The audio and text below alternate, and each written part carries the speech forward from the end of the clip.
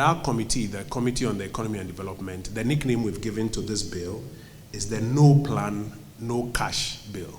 No plan, no cash. If it's not in the plan, you won't get any cash. And the specific loophole it seeks to close is that today there's room for ministries, departments, and agencies and metropolitan, municipal, and district assemblies to embark on projects or programs which are not exactly emergency projects or programs, but projects or programs that are as though they are part of their normal work, except that they have not been certified under the National Development Planning Commission's plan, which they would have received from the ministries, departments, and agencies.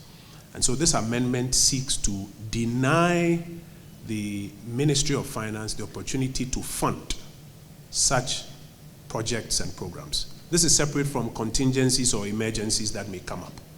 But for regular programs and projects that have not been included in the strategic plan of the MMDA or the MDA to get certification, the object of this amendment bill is to deny funding for it until such a time that it is thought of, captured, and certified as part of the National Development Planning Commission's program. The reason is that also from our experience in government and looking at the loopholes that exist today, there is room and there is a practice where a lot of money is spent on projects that are deemed important by the heads of these institutions, but these projects have not been included in the strategic plan and certified by the NDPC. Our hope is that we will find the best way to close this loophole so that every cedi that is spent of our limited resources is in pursuance of the National Development Plan, which would have been certified by the NDPC. The NDPC's role is critical here, but I hope, honorable members who are here, my dream is that one day we'll get to a point where this National Development Planning Commission is really a technical commission that we all hope it should be, devoid of all the politics around it. How do we get to a point where, you know, any government that comes into power can work with the commission that exists? Then we can have continuity. The politics of this, because I know it's going to take away some powers. And many years ago, we tried in this country to help Parliament to set up the Parliamentary Budget Office. And that was when Speaker was majority leader.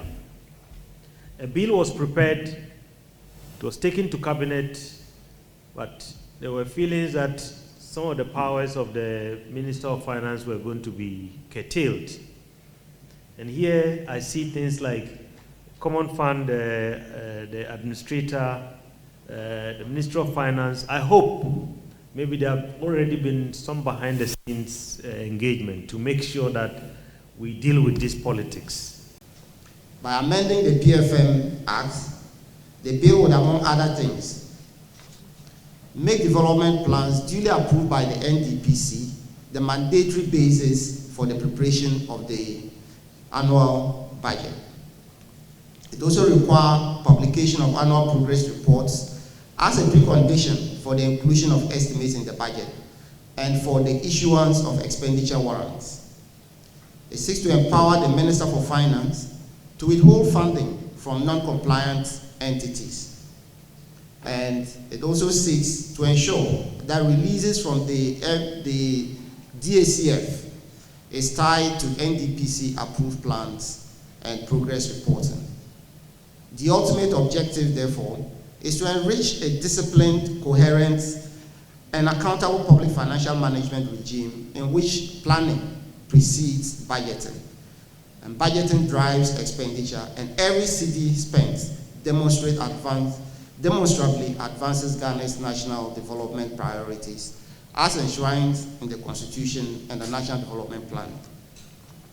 Your collective wisdom, operational experience, and constructive critique at this forum will be invaluable in ensuring that the financial legislation is not only constitutionally sound and technically robust, but also practical, implementable, and capable of delivering the transformative alignment between planning and budgeting, and that the nation urgently requires.